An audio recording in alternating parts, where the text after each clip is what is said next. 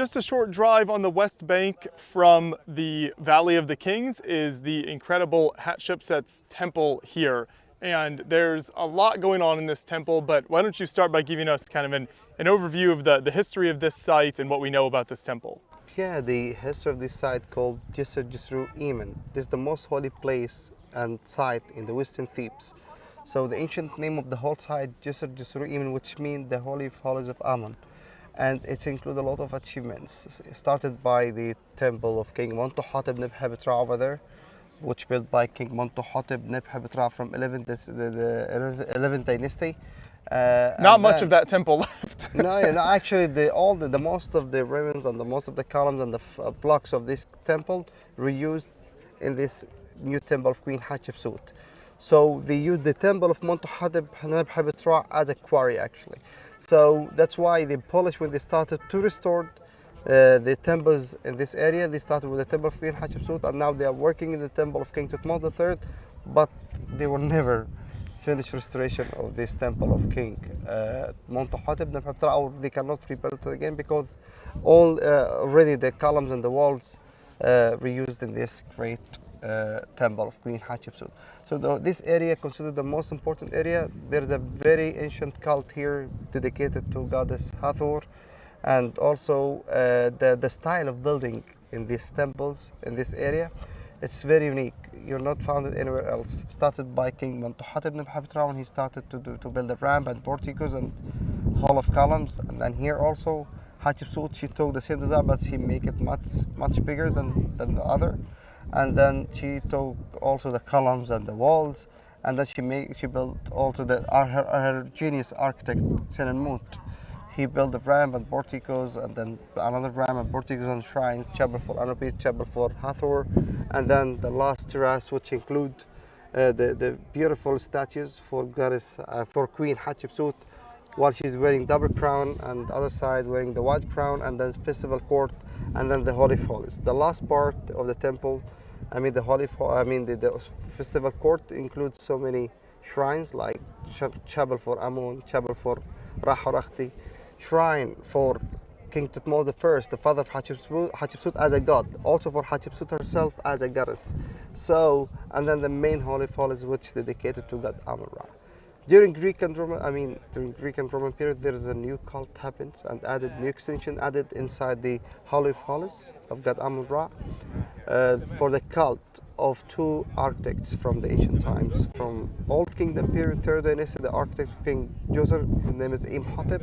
Also the architect of King Amenhotep III, Amenhotep son of Hab. Both of them, they were worshipped as the gods of medicine and architect during Greek and Roman period. So this is a very unique. Also, this temple of Queen Hatshepsut, it's maybe we can consider it the only temple built by limestone. The rest of the temples built by sandstones. So it's a very special temple, really, for everything. Lots of unique things to see here. One thing I wanted to bring up was she was a rather controversial ruler. So something you see on this temple is her name has been erased. There's a problem. There is matching between Hatshepsut and her stepson Tutmos III. This reason he decided to chisel her names and her figures from her temple to disappear her names and her appearances everywhere. So that's why, because Hatshepsut loved with the throne, and she tried so much time to kick him out and then make him, as a warrior and as a fighter to fight foreign countries.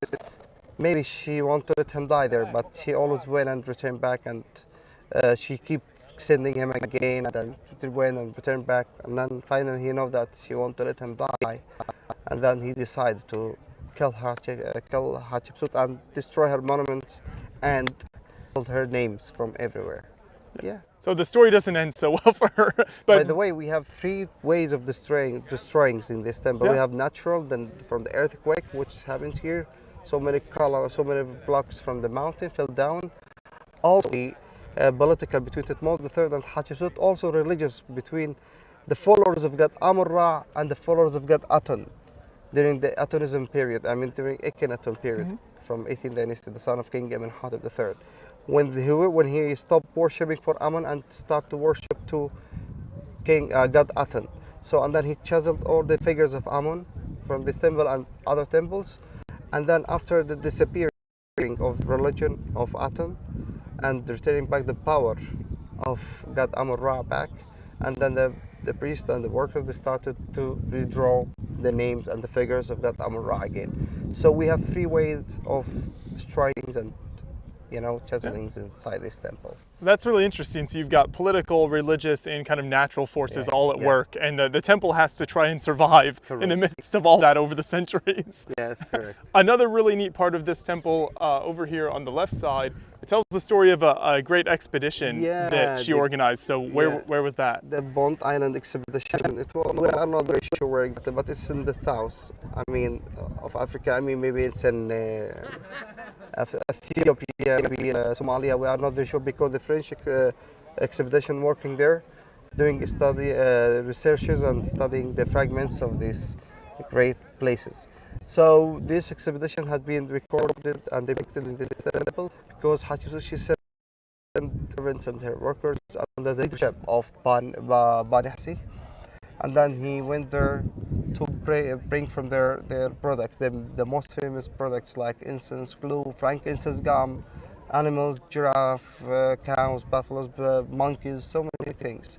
And we give them our products like wheat and papers and so actually it was a very great expedition. But the expedition of Bond Island during the time of Queen Hatshepsut was very famous. Why?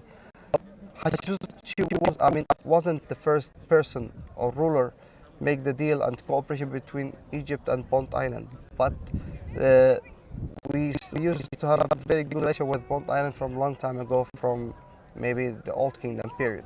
But the most important thing that here, because Hatshepsut, she's the only queen record this story in her temple.